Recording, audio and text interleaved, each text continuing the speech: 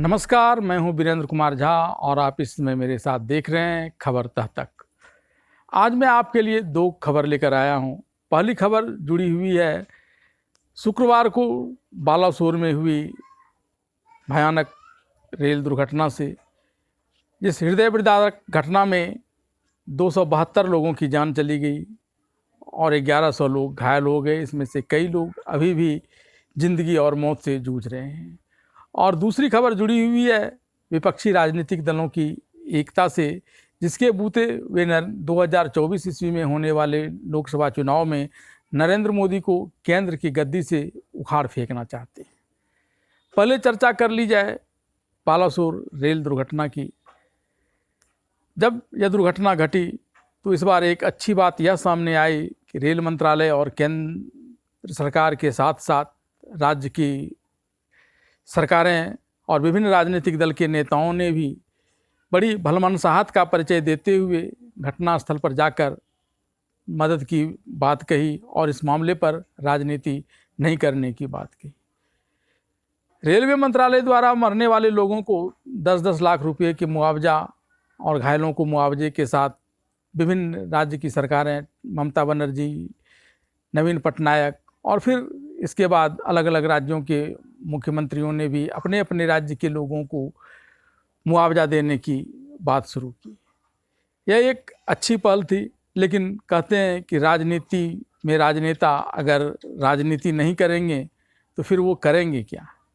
इसलिए यहाँ भी तू मैं का एक सिलसिला फिर से प्रारंभ हो गया और इस बार बात सुरक्षा कवच को लेकर आ गई। और इसी के बहाने विपक्षी दल खास करके कांग्रेस ने रेल मंत्री अश्विनी वैष्णव से इस्तीफा मांग लिया कि 2012 में ही कांग्रेस के समय में यह परिकल्पना लाई गई थी जिससे रेलवे में दुर्घटना में कमी होती, क्योंकि एक ही ट्रैक पर रेल के आने से रेलों का परिचालन बंद हो जाता इस सुरक्षा व्यवस्था के लागू होने पर। लेकिन सरकार ने अब तक सुरक्षा कवच को सारे जगह किया नहीं। लालू यादव ने तो कह दिया कि सुरक्षा कवच में भी सरकार ने घोटाला किया है। और हालांकि बीजेपी की सरकार इस बात का खंडन करती है और रेल मंत्री अश्विनी वैष्णव ने कहा कि इसका दुर्घटना का इस सुरक्षा कवच प्रणाली से कुछ लेना देना नहीं है, क्योंकि यह इलेक्ट्रॉनिक इंटरलॉकिंग सिस्टम के फेल्योर से घटना घटी है। उन्होंने कहा कि इसमें जो घटनाएं घटी हैं, खास करके इसके पॉइंट सिस्टम में जो चेंजिंग लाया गया है उसकी जानकारी पूरी तरह से हासिल कर ली गई है। अलबत्ता उन्होंने कहा कि अभी इसे सार्वजनिक नहीं किया जा सकता है, क्योंकि इसको लेकर के अभी जांच चली रही है। आप भी जानना चाहेंगे कि इलेक्ट्रॉनिक इंटरलॉकिंग सिस्टम क्या है। दरअसल इसमें दो मशीन काम करता है, एक पॉइंट सिस्टम है और दूसरा इलेक्ट्रॉनिक सिस्टम, जिसमें से पॉइंट सिस्टम में सेटिंग्स की जाती है और फिर उसी सेटिंग्स के हिसाब से जो संदेश जाते हैं वो इलेक्ट्रॉनिक इंटरलॉकिंग सिस्टम में जाकर के लॉक हो जाता है और वहाँ से सिग्नल को मैसेज भेज दिया जाता है और निर्धारित सिग्नल देखकर गाड़ियों का परिचालन होता है तेज़ी से। लेकिन इसमें अगर थोड़ी सी भी गलती हो जाती है तो फिर इसका खामियाजा भुगतना पड़ता है, जैसा कि बालासोर रेल दुर्घटना में हुई है। अब इस राजनेताओं की तू मैं के बीच यह मामला सुप्रीम कोर्ट भी पहुंच गया है और देखना दिलचस्प होगा कि सुप्रीम कोर्ट इस मामले में क्या कहता है और फिर आगे की राजनीति क्या होती है। बाद में उसकी भी चर्चा की जाएगी। लेकिन अब दूसरी खबर की तरफ, जिसमें विपक्षी राजनीतिक दल एकजुट होकर के 2024 में नरेंद्र मोदी को केंद्र की गद्दी से उखाड़ फेंक देना का प्रयास कर रहे हैं। दरअसल इसकी शुरुआत जब पहले हुई तो तेलंगाना के चंद्रशेखर राव से लेकर के शरद पवार, ममता बनर्जी तक ने, नीतीश कुमार ने भी इसको प्रयास किया। लेकिन तब इन लोगों ने इस तरह से अपने आप को प्रोजेक्ट किया था मानो इनके नेतृत्व में इन प्रधानमंत्री के कैंडिडेचर के रूप में ये रहेंगे और बाकी दल इनकी सहायता करेंगे। तब बात टाई फिस हो गई थी। और फिर कुछ दिनों के बाद नीतीश कुमार ने नए सिरे से इसे करने का प्रयास किया और इस बार वे चाणक्य की भूमिका में आए कि प्रधानमंत्री उन्हें नहीं बनना है, वे प्रधानमंत्री बनाएंगे।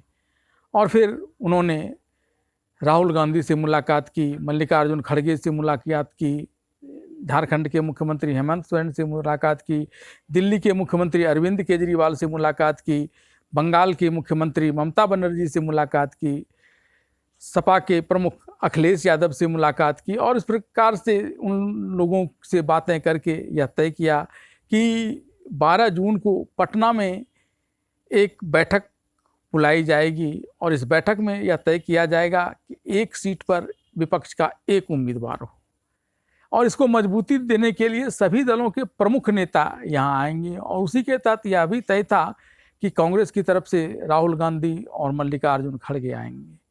लेकिन तब कर्नाटक के चुनाव के परिणाम नहीं आए थे। कर्नाटक के चुनाव के परिणाम आने के बाद स्थितियां बदली, खासकर कांग्रेस पार्टी का उत्साह कई गुना बढ़ गया और इस उत्साह में वे अपने आप को अब प्रधानमंत्री के तौर पर अपने ही नेता को देखना चाहेंगे। और शायद यही कारण है कि कांग्रेस के सूत्रों के अनुसार पटना में जो विपक्षी दलों की बैठक होना तय है 12 जून को, उसमें से न तो मल्लिकार्जुन खड़गे आएंगे न ही राहुल गांधी आएंगे, बल्कि उसके जगह वे अपने किसी राज्य के मुख्यमंत्री को भेजेंगे। दरअसल कांग्रेस पार्टी इसमें हर चीज़ पर एक एक पग नाप तोल कर रखना चाहती है, ताकि बाद में बड़े नेता उसका खंडन कर अपने पक्ष में वातावरण का निर्माण करें, विपक्षी राजनीतिक दल को अपने पाले में लाने का प्रयास करें।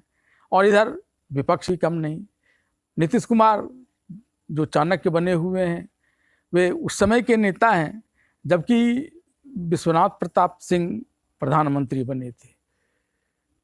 राजीव गांधी को सरकार को बोफोर्स मामले पर घेर करके एक बड़ा मुद्दा बनाया गया, और जब सरकार बनने की बात आई तो चंद्रशेखर जो कब से ख्वाब देख रहे थे, तो उनकी जगह पर फिर से विश्वनाथ प्रताप सिंह बन गए।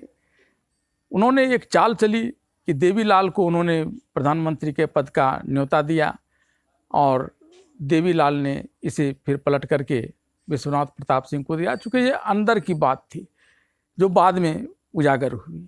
अब नीतीश कुमार शायद इस बात से भी डरे हुए हों, तो अब ये खुद नहीं बोल करके अपने पार्टी के लोगों से बुलवाते हैं। और यही डर कांग्रेस को था कि अगर उनके बड़े नेता आ जाते हैं और इसमें अगर इस प्रकार की कोई बातें होती हैं और बात विफल हो जाती है तो कांग्रेस पर भी आरोप लग सकता है, लिहाजा इससे बचने का प्रयास किया गया। ऐसे में विपक्षी दल क्या कर पाएंगे